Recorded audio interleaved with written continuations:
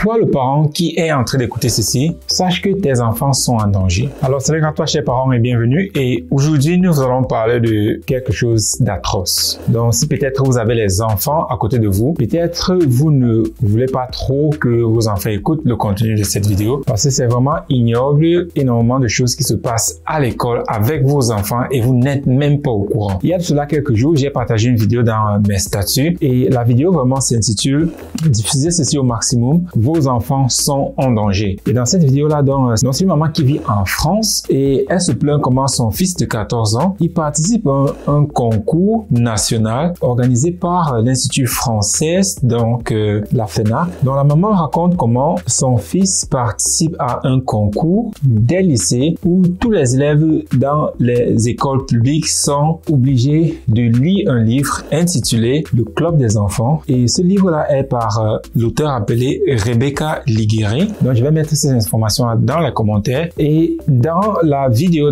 que j'ai publiée dans mes statuts, ils ont lu un peu quelques extraits de ce livre. Et il faut remarquer qu'un enfant à 14 ans, c'est encore un adolescent. Ce qu'ils sont en train de décrire dans le livre, je vais encore poster le lien de cette vidéo-là dans la description de cette vidéo-ci pour que tu ailles écouter l'entièreté de la vidéo en fait. Parce que c'est vraiment ignoble ce que les enfants lisent là-bas, ce que les enfants font face là-bas. Et ici, on parle d'un concours national. On parle d'un concours national. Ce n'est même pas que c'est un enfant qui a amené, c'est pas une vidéo pornographique ou bien un extrait pornographique à l'école, mais non, on parle d'un concours national où on a donné, je pense, 14 livres aux jeunes qu'ils doivent lire et après, c'est sur ça donc le concours sera basé. Et la maman dont se plaignait comment déjà sur le premier livre, elle n'a trouvé pas ça ok et sur le deuxième livre, c'était pareil. Et ce qui est intéressant, c'est qu'elle raconte comment le professeur, quand elle est allée se plaindre à l'école pour dire mais qu'est-ce qu'on fait lire aux enfants comme ça, on décrit carrément des scènes pornographiques. On décrit comment une maman est en train de faire des rapports sexuels avec son fils, un papa est en train de faire des rapports sexuels avec sa fille, donc de l'inceste à l'intérieur à haut niveau. Donc,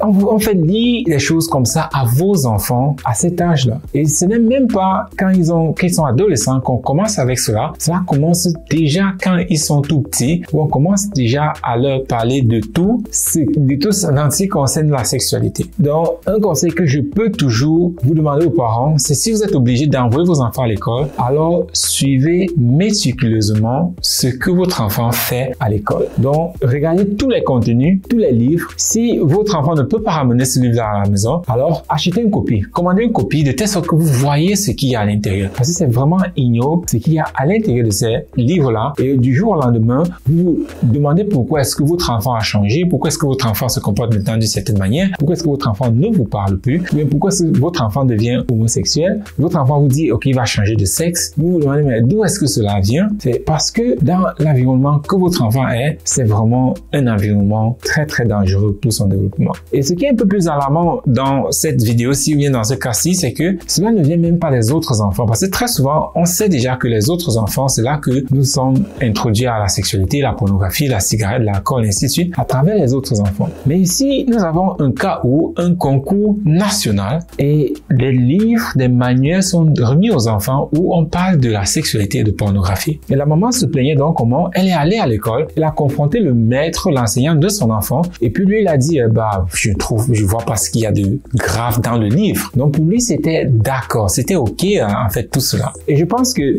parce que je sais que si je vous demande d'aller regarder cette vidéo-là, vous n'allez pas la regarder, je vais peut-être mettre un extrait de cette vidéo-là ici, de telle sorte que vous puissiez vraiment écouter en fait de quoi est-ce qu'il s'agit. Quand on le dit comme ça, vous l'écoutez, mais vous pensez que votre enfant est à l'abri.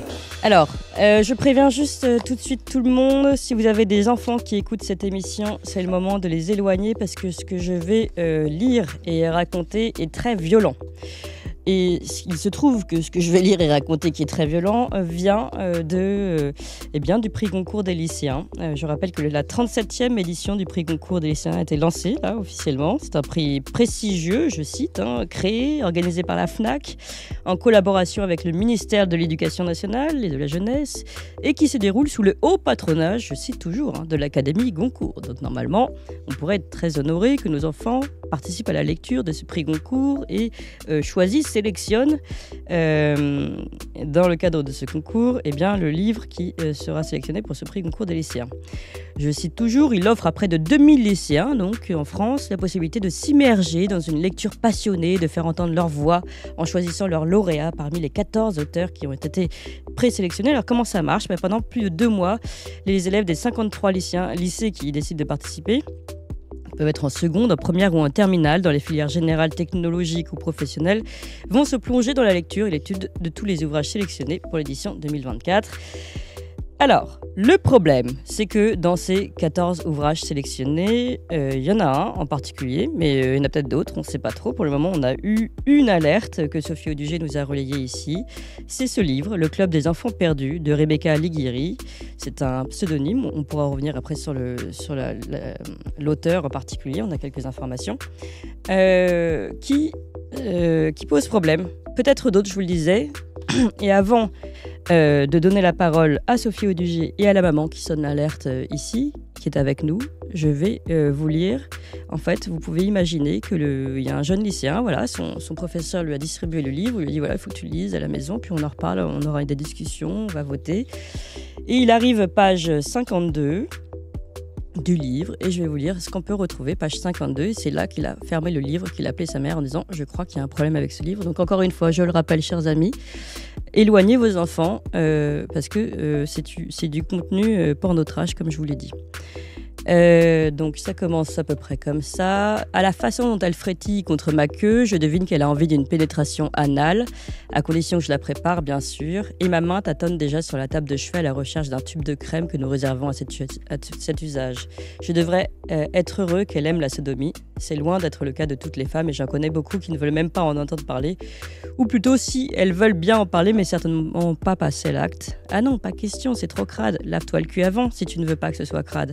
Mon cul, il marche que dans un sens, des trucs peuvent en sortir mais pas y entrer, désolé. À de rares et mémorables occasions, je suis parvenue à convaincre une femme de passer outre ses réticences, mais concernant Burke, qui est la femme de la personne qui parle, du narrateur, je n'ai pas eu à insister, elle l'avait déjà fait avant moi et elle adorait ça. Une fois de plus, je m'introduis dans son cul préalablement lubrifié et travaillé par des rotations vigoureuses de l'index. Mon gland cogne déjà contre je ne sais pas quoi, une protubérance crénelée et spongieuse, et je sens qu'il ne m'en faudrait pas beaucoup plus pour jouir, mais évidemment, je me retiens, je l'attends. J'attends la modification de son souffle, mais aussi l'imperceptible déclic que j'ai appris à guetter quand je suis dans son cul.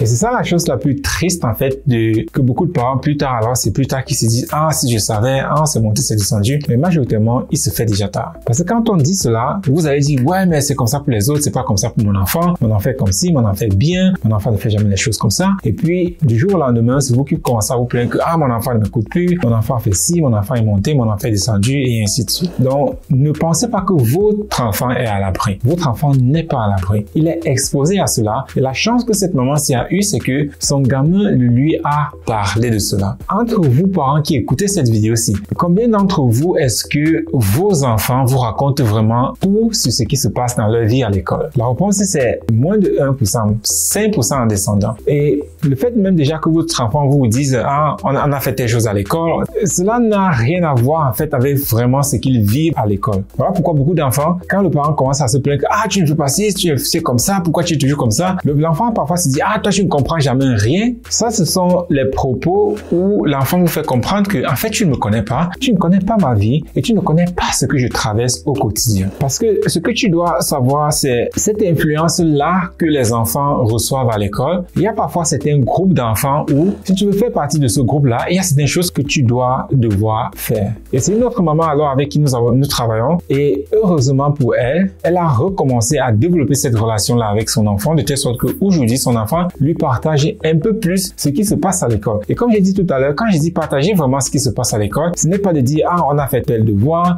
telle maîtresse a dit telle chose. Non, ce n'est pas de ça que je parle. Je parle vraiment de leur vie intime qui se passe à l'école. Parce que oui, il y a une vie intime qui se passe à l'école. Et vous allez remarquer que parfois votre enfant va commencer à changer et vous allez dire ah non c'est la puberté, c'est l'adolescence, l'enfant veut juste avoir son style, l'enfant veut juste être par lui-même. Mais c'est pas le cas. Personne dans ce monde ne veut être par lui-même. Donc si votre enfant commence à changer drastiquement, ça veut dire qu'il est en train de subir ou bien de recevoir une influence de son école et c'est ça qui lui fait changer comme ça. Et cette influence, ça se traduit aussi sur cette forme que l'enfant, il veut être accepté par ses amis.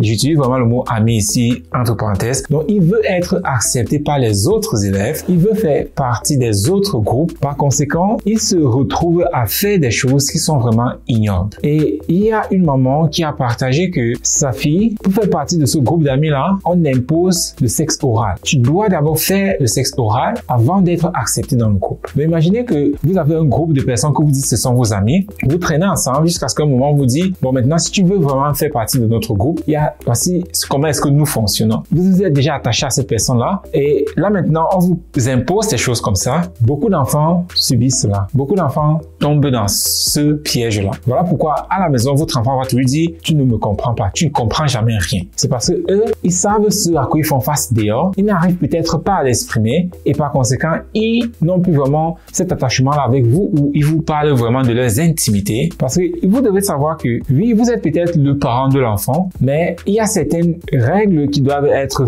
posées, il y a certaines choses qui doivent être faites de telle sorte que, même quand vous êtes le parent, que l'enfant ait toujours cet attachement-là avec vous de telle sorte qu'il vous parle de tout ce qui se passe à l'école dans leur vie intime. Parce que si ce n'est pas le cas, alors sachez qu'ils ont leur confident à l'extérieur. Nous aimons toujours être acceptés par les autres. Nous aimons toujours avoir des personnes de confidentes à qui nous parlons des choses vraiment qui nous tracassent. Donc, si vos enfants ne le font pas avec vous, c'est qu'ils le font dehors avec quelqu'un. Et s'ils le font donc dehors avec une autre personne, voilà pourquoi est-ce qu'ils commencent à se comporter d'une autre manière. Ils commencent à changer leur style vestimentaire, leur style, leur même façon de parler, d'articuler. Vous avez remarqué qu'à un certain moment, vos enfants commencent à changer tout cela parce qu'ils veulent appartenir à un groupe d'amis à l'école. Et à côté de ça, nous avons aussi maintenant la Fédération nationale de l'éducation qui autorise des livres qui sont complètement hors du commun. Je vais tout simplement utiliser ce mot-là. Donc, comment est-ce que vous êtes en train de suivre vos enfants? Quelles conséquences est-ce que vos enfants sont déjà en train de subir que vous ne connaissez même pas? Et que c'est plus tard que vous allez commencer à dire, ah, mon enfant ne m'écoute pas. Quand je parle, ça ne va pas. Le stress que ça va créer entre vous deux, la frustration que ça va créer entre vous deux, vous allez tout dire, mes enfants ne me comprennent jamais. C'est impossible que quelqu'un vous comprenne quand vous ne comprenez pas cette personne. Et c'est impossible vraiment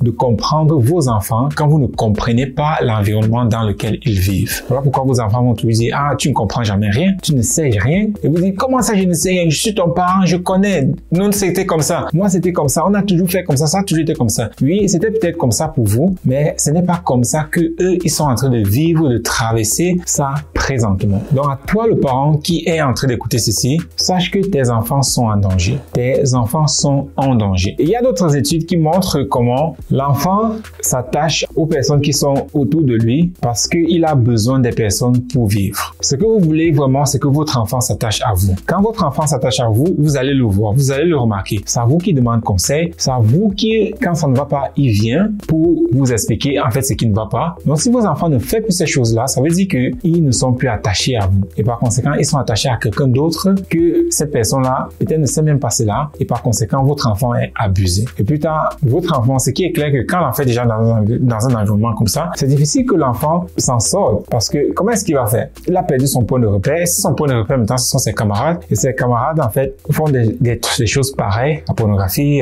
l'alcool, la drogue, la prostitution, et ainsi de suite. Quel avenir maintenant pour vous et votre enfant? Quelles sont les chances pour cet enfant-là donc de vraiment comprendre ce qui est en train de se passer de telle sorte qu'il puisse vraiment sortir de cette situation-là? Dans cette vidéo, c'est vraiment quelque chose de choquant et moi, ça ne me choque pas trop parce que c'est ça que nous avons toujours dit. Nous avons toujours répété sur aux parents que faites gaffe à vos enfants. Faites gaffe à vos enfants. Et c'est ça que je vais vous le répéter aujourd'hui et maintenant, faites gaffe à vos enfants. Protégez vos enfants. Parce que vous, le parent, vous avez vraiment la clé pour le bonheur et la sécurité de votre enfant pour l'avenir. Personne d'autre n'a vraiment une bonne intention envers votre enfant comme vous-même. Et si vous avez des difficultés, recherchez de l'aide. Parce que de dire que, ah non, les enseignants devraient faire ci, les enseignants devraient faire ça, ça, eux-mêmes, ils ont leurs propres problèmes. Et cela me rappelle encore un autre cas où un professeur, il a été attrapé dans la salle de classe en train de regarder de la pornographie. Donc, imaginez-vous qu'un professeur, il donne un exercice aux élèves et pendant ce temps, il s'assoit sur son ordinateur, il ouvre. Mais ce qu'il a oublié, c'est que son ordinateur était encore connecté au projecteur. Donc, ce qui fait qu'il ouvre son ordinateur et puis il continue à regarder ces vidéos pornographiques. C'est là que les enfants ont commencé à crier, c'est là qu'ils regardent, mais ils regardent au tableau, c'est là qu'ils se rendent compte que ces images-là sont projetées au tableau. Et ce qui s'est donc passé, c'est qu'on a renvoyé dans ce monsieur, mais après, l'école était obligée de l'embaucher de nouveau parce que la matière qu'il enseigne, on n'a pas vraiment d'enseignant là-bas. Pensez-y un peu. Un enseignant qui regarde la pornographie en salle de classe, on le renvoie, mais parce que l'école n'a pas suffisamment de personnes pour enseigner cette matière-là, n'arrive pas à recruter une autre personne, se retrouve obligé de recruter le même monsieur pour qu'il revienne donner ce cours-là aux enfants. Voici jusqu'où est-ce que nous sommes en train d'aller. Et avec cela, vous pensez vraiment que c'est l'école qui va s'occuper de votre enfant? Alors ne soyez pas surprise quand votre enfant rentre un jour, un garçon, il vous dit maintenant que à partir d'aujourd'hui, je vais être une fille, ou bien à partir d'aujourd'hui, c'est normal qu'un garçon soit avec un garçon, une fille soit avec une fille. Que cela ne vous étonne pas parce que quelque part, vous avez participé à cela. Vous n'avez pas pris votre part de responsabilité. Vous avez complètement abandonné cela à l'école et ce que vous êtes en train de vivre avec aujourd'hui, c'est le résultat de cet abandon. Alors, vivez avec et ne vous plaignez pas. Mais si c'est pas ça que vous voulez, alors recherchez de l'aide de telle sorte que vous puissiez mieux accompagner vos enfants. Et si vous ne savez pas où rechercher de l'aide, nous sommes là pour vous. Envoyez un message et nous allons vous aider. Mais faites quelque chose. Faites quelque chose pour vos enfants.